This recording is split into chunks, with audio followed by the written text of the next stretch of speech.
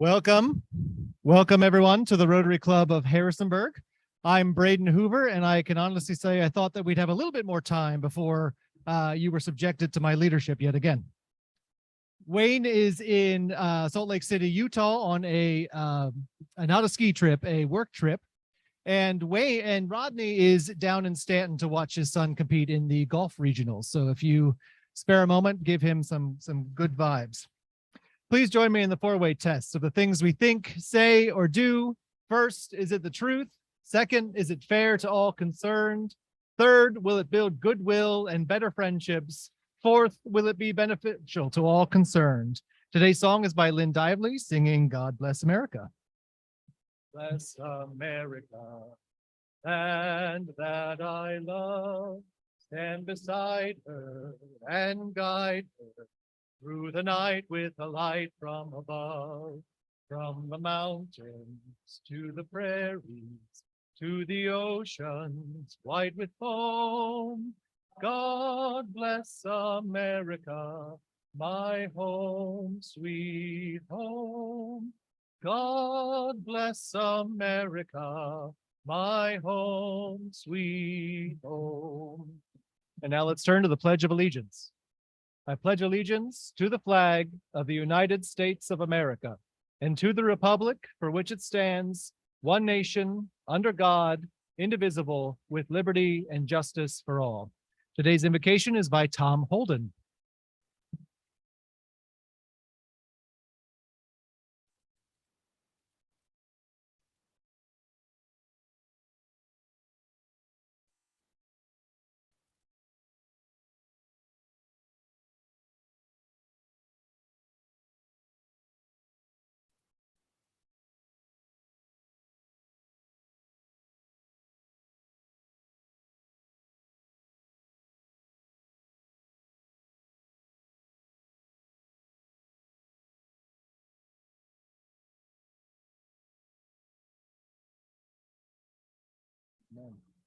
Thank you, Tom. Thank you, Lynn. I now want to invite Dan Rice forward to announce today's guests and visiting Rotarians.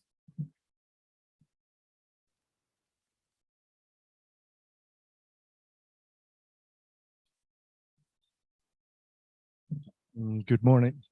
Good afternoon. We have two guests today. Ken is going to introduce his guest.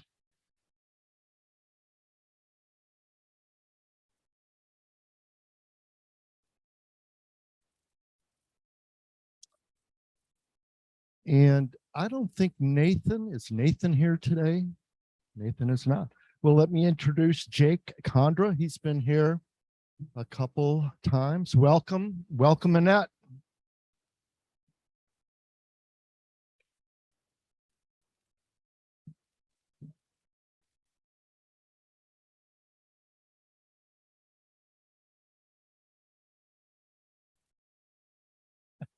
You stole my thunder, Tom, but let's welcome Tom Duvall back to our club. Welcome, Tom.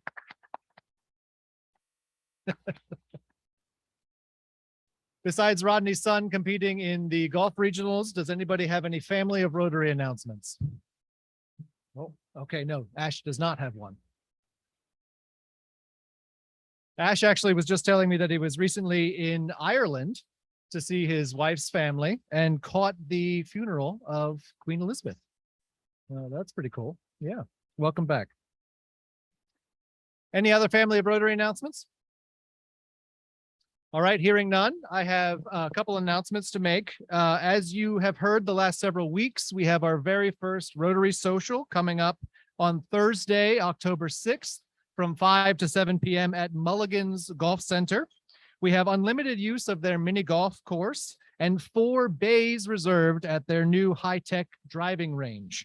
And if you haven't been there since their renovation, I highly, highly encourage you to do so. A picnic dinner will be served under the pavilion and adult beverages will be available for purchase. This event is open to everyone, so invite your family, your friends, prospective members, all are invited. Please RSVP to Michael Newpower, our secretary, before Friday of this week. We want to get an accurate head count for Mulligan's. Should be a really fun event. Again, that is next Thursday, October 6th from 5 to 7 p.m. I believe that we have a badge missing. Oh no, Robin, you found yours. Whose are we missing? Mike's. So if you look down at your badge and it says Mike and you are not Mike, please correct that. Also, please continue to record your service hours on the Google Sheet that Michael sends out every week. Any other announcements for the greater good of the group? Okay. It is now my privilege to welcome and introduce our two speakers today from the Valley Village. Daryl Peifer serves as treasurer of their board of directors. He is a retired business person. He is a college administrator, and I would add a philanthropic legend, although he said not to say that at EMU. He is a retirement community. He's in retirement community management as well. They have 2 children, he and his wife Jane, and 5 grandchildren. He now volunteers regularly, and his hobby is antique wooden boat woodworking, correct? He also, as a fun tidbit, was part of a Rotary International Group Study Exchange program in 1989 to India. So if you are interested in his experience there, it is a rich story. Our second presenter is the president of Valley Village, and her name is Lorie Merrow. She is the spouse of Tom Duvall, of course. She is retired. She's international project management, development, and education. She and Tom have 2 children, 4 grandchildren, and a lively 92-year-old mother. I like that. Now she spends her time volunteering, traveling, and gardening in a large garden. And most importantly, married to former Secretary Tom Duvall. Please help me welcome Daryl and Lorie.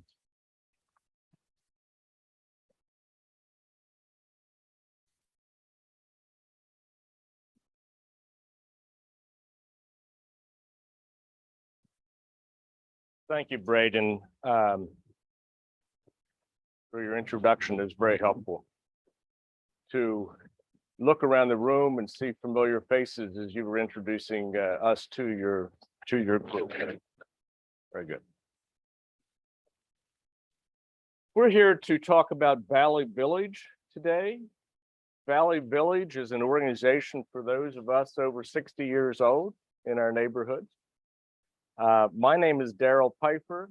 Lorie Merrow is the president of Valley Village, and we'd like to tell you a bit about our organization, and we'll let Lorie introduce that. Okay, thank you.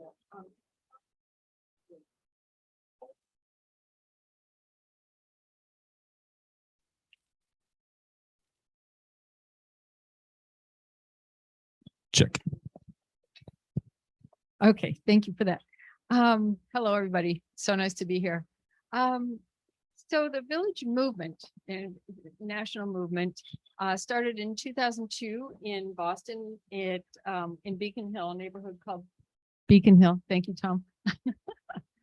And it's just a group of neighbors getting together to try to think about how they could help each other, support each other, age in their homes more successfully, for longer, forever, whatever.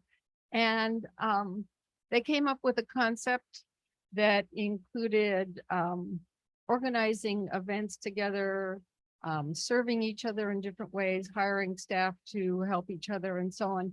And they've been very, very successful to this day. The Beacon Hill Village is probably the most successful in the country in terms of doing the broadest range of services and activities for members and having the largest membership.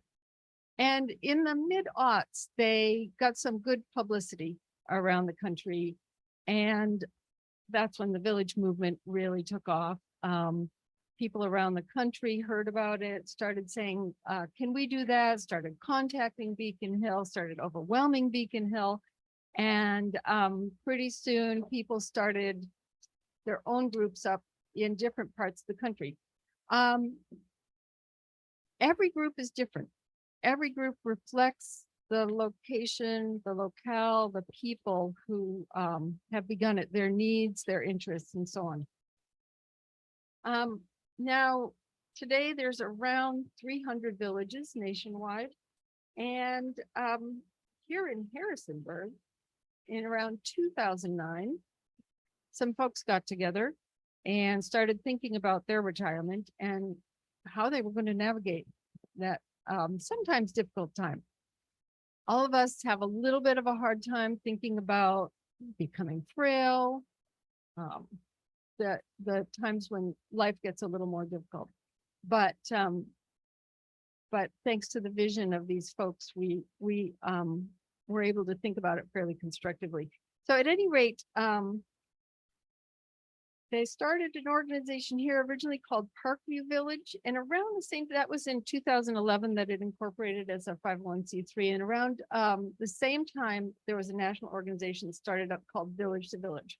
Take some of the pressure off of the people at Beaconville in terms of supporting other organizations around the country. So we have a national organization that supports us, that supports all of us, does an annual conference, and provides all kinds of good information for us. And let's see. I think I just want to finish this little section up by saying that our vision is aging at home with mutual support. That's right there on your table, actually on the brochure. And our mission is Valley Village enhances the capacity of members to age in their homes and promotes the well-being of members by offering social connection, wellness activities, educational opportunities, mutual support, and guidance for navigating the transitions of late life. As Lorie mentioned, we began 11 years ago with the name Parkview Village. Wow, that had some real constraints. In our neighborhood, we had a lot of parks. We had park roads, park views, we had parkways. VMRC used the park word and many times for venues and events, whatever it might be. We had a credit union with the name involved, and we just decided that that was really causing us some difficulty in distinguishing ourselves from the rest of the neighborhood. So in 2016, we launched in a strategic plan. And in that, we took a look at that point, we were 7 years old. And we took a look at who are we, what do we want to be? And we changed the name. We changed the name to Valley Village for one reason, to be more inclusive than just the Parkview community of Northwest Harrisonburg. And we also went on to say that you just need to be a part of the greater Harrisonburg area. And that ambiguity was very intentional. We wanted someone to say, well, I'm a part of the greater Harrisonburg area. So today we have members from Timberville to Stanton. And of course, the further you are away from our core group of members and such, the more difficult it is to provide volunteer services and those type of things. And people that live further out understand that, but they still feel that they are part of us. We have 130 members representing 80 households. It's a substantial group. It's in the last 3 or 4 years, particularly under Lorie's leadership, we have become a very important presence of impact to those of us that are members. We're a relatively young group. You know, you ought to be like the same ambiguity we have for where you need to live. We have a little bit of that for how old you need to be. But we think of it as being 60 years old. And when I say young, many of us are in the last 5 years of, in the first 5 years of retirement. In the last 5 years, we were still practicing a profession of some sort. So one of the things that excites me is, and sometimes I feel like I'm paying forward. My wife and I are pretty good shape. But 10 years from now, 15 years from now, we might need this group of support around us. So we're paying forward into this. And as we see our group age, that'll take place. And we'll become more reliant on each other. Just a couple websites. The ones on the brochure, if you want to look at what we're doing, you want to look at Valley Village HBG. It's really a good, fun website to explain to you what we're doing. Lorie's going to talk about that a bit, but there's a calendar of upcoming events on there all the time. If Valley Village piques your interest at all, and you're saying, wow, is this an organization that I should be a part of? at this stage of my life, go on that website from time to time and pay particular attention to the newsletter. The newsletter is such an excellent done by, we are a totally volunteer organization. We have one contractual relationship with someone who takes care of our database and keeps us straight on our website. But we're totally volunteer, and our volunteer newsletter folks capture who we are. So if we whet your appetite at all, just read the newsletter and you'll see what we're doing and how we might be able to meet some of your needs. The other organization is the Village to Village, and that's on the web too. You just put in btvnetwork.org and it'll show you that there's an organization, and I see Rodney's not here. I'm not sure if there's any other CCRC folks here or not, but there's an organization called Leading Age that really resources the CCRCs around the country. Village to Village Network resources us. We're one of 300 chapters, and they provide us resources to be successful in what we do. All right, so what do we do? There's sort of two main categories of what we do. One is services that we offer to our members, and these are members helping members. So that when we're talking about services, we're talking about members volunteering to help other members. And then the other category is activities. So our three services that we offer at this time, and we're working toward a more robust offering of services, but at this time, we have something we call Just One Call, which is basically a way to ask for a volunteer to help you either in your home or in the yard. If you're having trouble keeping up, you're having some health issues, whatever. This would not be, on a weekly basis, but on an occasional basis. And they also offer transportation if people need help getting to appointments or grocery shopping or whatever. The second one I want to mention, service provider list. This is basically just a list of service providers that our members have recommended that they've worked with before and who've done good work for them, trustworthy and so on. That can be helpful, especially if it's somebody's just new to the area, or if you have something that you need to have done that you haven't need to have done before. So, and then the last is a daily check-in.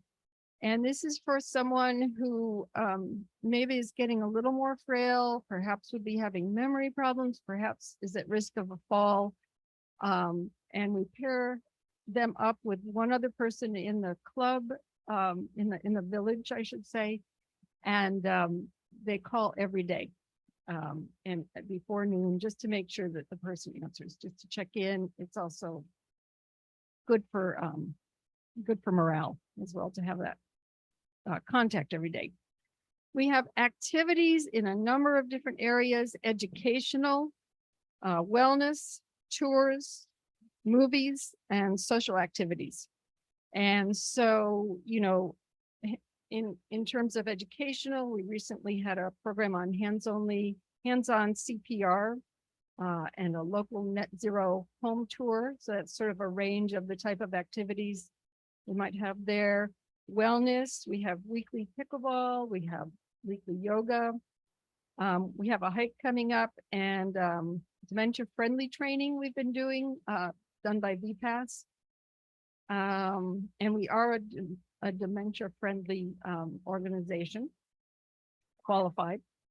In tours, I can mention one thing we've done this year, the Quarry Gardens at Schuyler, Virginia. A great place that where a couple bought an old soapstone quarry and transformed it with natural plants, native plants and so on. We have movies. These are monthly at VMRC, which is a partner for us and includes our members and VMRC residents at the movies. And then we have social activities, a monthly supper club, and so on. So that's an example of the types of activities that we do. And I'll leave it to Daryl. So we have 130 individuals. We have 80 households. And we decided that our old strategic plan was 5 years old. It was time to launch a new one. So we launched a new 5-year strategic plan, and some of the goals we wanted to push, and I look around the room, I bet it's one of yours, and that is to add to membership and add to diversity of that membership. So that's a challenge for us. That's a challenge for us in this community, and it's a challenge for us as well. We are pleased with the number of folks that have been moving to this community to retire, or they're aging years after profession, and they have found us. And so we're getting some real diversity from the standpoint of background, ethnicity, I should say denominational or church faith-based related diversity, but we're still looking for better diversity with our community, both economic, social diversity. We need that, and that's a main part of our strategic goal. We want to look at additional services. We are doing some wellness initiatives to be proactive. We put together a wellness team who's helping us take a look emphatically at how to stay well. We're always looking for initiatives in education and exposing ourselves. And by doing that, we added an outside board member to our board this year. And we're an organization, $12,000 a year budget. That's what we had. We're highbrow, but we're not highbrow when it comes to finance. We're charging $60 per person per year to be a member of Valley Village, and we're going to increase the strategic plan, helps us increase that to $75 for 2023. So we have a $12,000 budget, and one of the big initiatives that we're going after in the near future, in the next year or two, is what we're calling a care navigator. And this is not a person that will duplicate any services that are in the community. This is a person who will be maybe one of us, but if not one of us, will become one of us and get to know us very intimately and get to know Daryl's personality and get to know Daryl's resistances to further care and get to know Daryl well enough that I might call this person and say, I have an upcoming procedure taking place. Do you want to help me think through what all of the options are for me? And they know where to point me to the services that are already in the community. That's what we envision as a care navigator, someone who helps direct traffic, not to replace a case manager, which my wife Jane and I have experience with working with one of the case managers in this community. It's excellent. We don't want to duplicate any services like that. So these membership dues are taking us someplace in the future. As Lorie indicated, we're a 501c3, so some of our members are saying, I believe in this enough that I'd like to make a contribution, and we receive, we're going to need to be doing some grant work and that type of thing for this care navigator in the future. Thank you. So this, we're an organization of older people, and of course, like so many of us, when the pandemic, so many organizations, so many workplaces everywhere, when the pandemic hit, we were really at a loss as to how to proceed. And it took a little while, a month or two, until we caught on to Zoom and then managed to train our older members how to use Zoom, and we're back up and running again. So we're able to continue through the pandemic, and we're very proud of that. And I'm sure you're very proud. I see you're doing hybrid meetings, which I'm very impressed with that. But so that was an experience for us, and we're glad. I think it made us stronger in a way. And I just want to mention, on every table you have a brochure. There are more at the exit should you forget to grab one if you want one or something, and or if you have friends who you think would be interested. So do look at the brochure. Our contact information is there. If you have any questions after our presentation, do not hesitate to contact us. I wanted to speak specifically to the issue of retirement community in our neighborhood, what we call a continuous care retirement community, a CCRC. The reason I want to speak specifically to that is in the same way that our healthcare providers in our community take the wholeness of the community into perspective and try to make sure they're meeting everyone's needs, so do our CCRCs, and we are not competing with a CCRC presence in our community. They're good organizations. They collaborate with us and strive to be good citizens in our neighborhood, and we feel that collaboration. They help take care of us. We experience that. We benefit from that. But one of the major motivators for my presence in this village, and Jane and I moved here 6 years ago. We were a member of a village in a different state. One of my motivators are I can afford a CCRC, but I'm one of 40% at the most of our community who can afford a CCRC. And the services that we're providing are intended for everyone regardless. And that is what the CCRCs embrace about our organization, and they want us to be successful, and they collaborate with us because they know the challenges that they have in the community when it comes to the financial needs for people to age as we would all like to age. So I just want to, we do not see a we-they conversation. We do not see a competition. That is not what we're about. We are collaborating with them to reach on.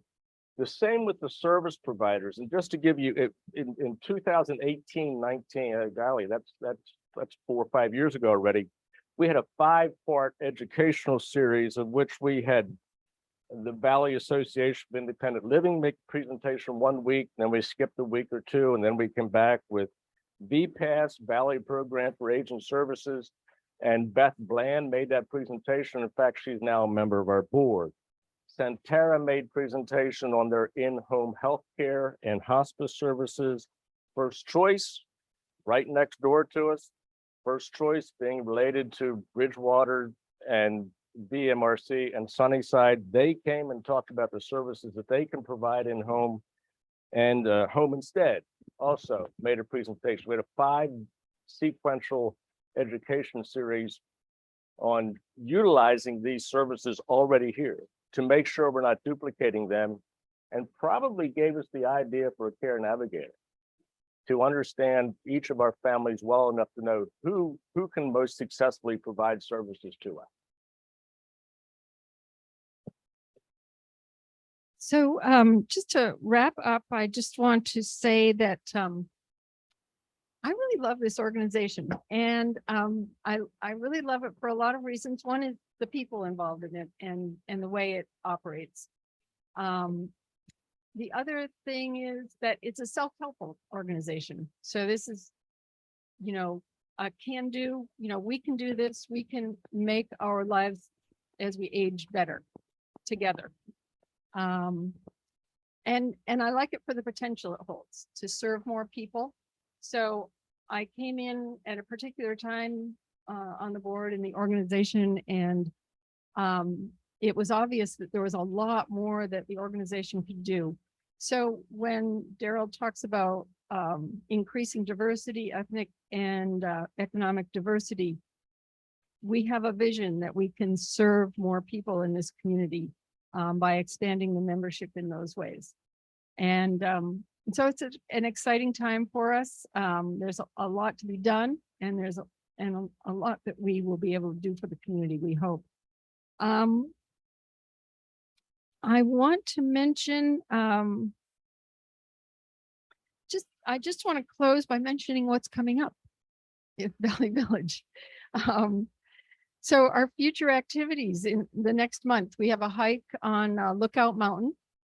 And we're going to have Lynn Cameron along, who has spearheaded the drive to get Shenandoah Mountain classified as a wilderness, protected wilderness.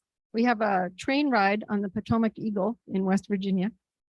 We have, we're wrapping up a 6-week program called Walking Life's Journey that helps people envision so many of the aspects of how we want to live out our late years in life and finish our life, and write those down so that we can share with our family. We have a movie, Raisin in the Sun, going back in time. And of course, we have pickleball and yoga every week. So I just want to thank you for listening to us and welcome your questions.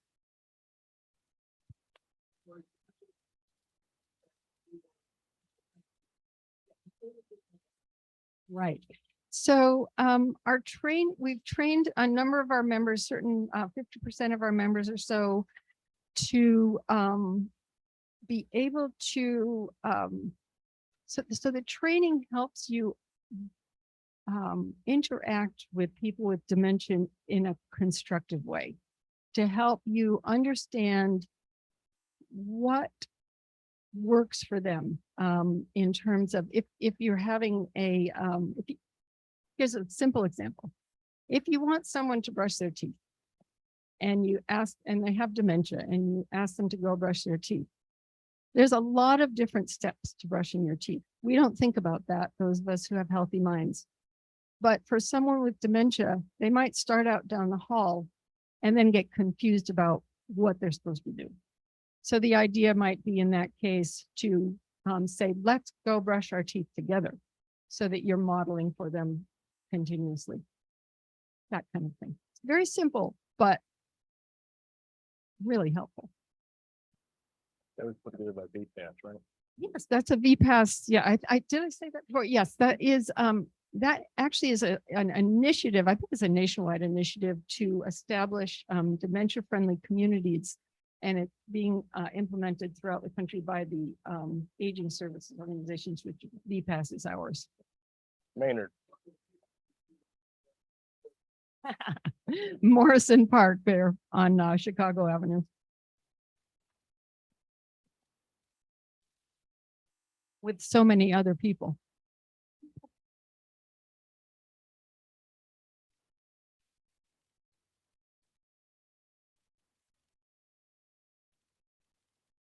Yeah, well, we're doing that in the MRC in the One of their theaters. one of their theaters. They make available to us. Yeah, Yeah. and we get a good audience with the VMRC residents and our people as well. So sort of split evening. John would know about the movies and the theater and that type of thing, because he offered his home until we outgrew that. And John, we're getting ready to outgrow the VMRC offering spaces now. So we thought maybe we would just take over that theater over there. What was the name of the theater? No, the one with the 5 screens. Regal. We thought we'd just take over Regal Theater. Thank you. Thank you so much.